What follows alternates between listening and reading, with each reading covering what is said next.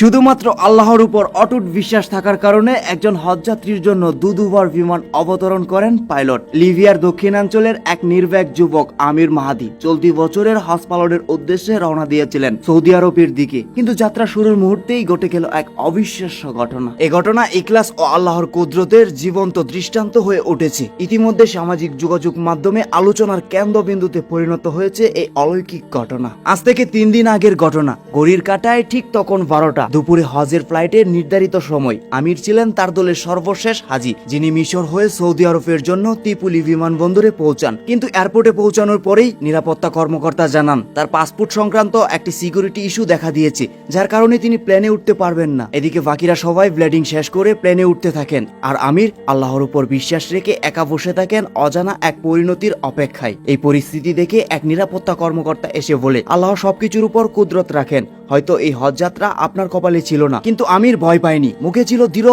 বিশ্বাস। জবাব দিলেন, ইনশাল্লাহ প্ল্যানটি উড়বে না, আবার ফিরে আসবে।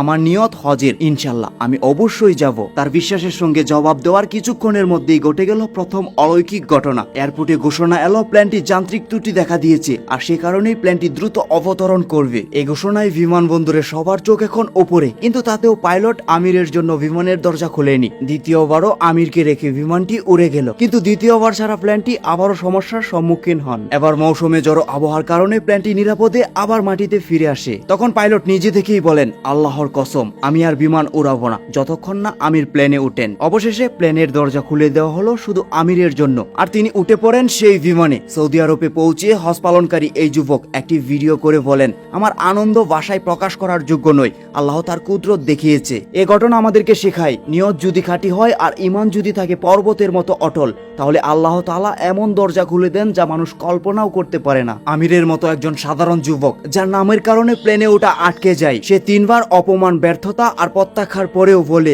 আমার নিয়ত হজের, ইনশাল্লাহ আমি যাবই। তাহলে এটা কেবল কথা নয়, এটা হলো তার ঈমানি ঘোষণা। আল্লাহ বারবার প্লেনের গতি থামিয়েছেন, পরিস্থিতি উল্টো করে দিয়েছেন, শুধু একজন বান্দার অটল নিয়তের কারণে। হ্যাঁ, এটাই হলো ঈমানি শক্তি। আল্লাহ তাআলা নিজেই ঘোষণা দিয়েছেন যে আল্লাহ তাআলাকে ভয় করে তিনি তার জন্য উত্তরণের পথ করে দেন। সূরা তালাক আয়াত 2। আল্লাহ যার জন্য যা চান তা তার জন্য সহজ করে দেন। সূরা আলা আয়াত 8। তাই আমাদের উচিত পথ যতই কঠিন হোক বিশ্বাস হারানো নয়, বরং আরো বেশি দোয়া, আরো বেশি দৃঢ়তা। ফলাফল নয়, নিয়ত করাটা জরুরি, কারণ নিয়ত খাঁটি হলে ফলাফল এমনিতেই চলে আসবে।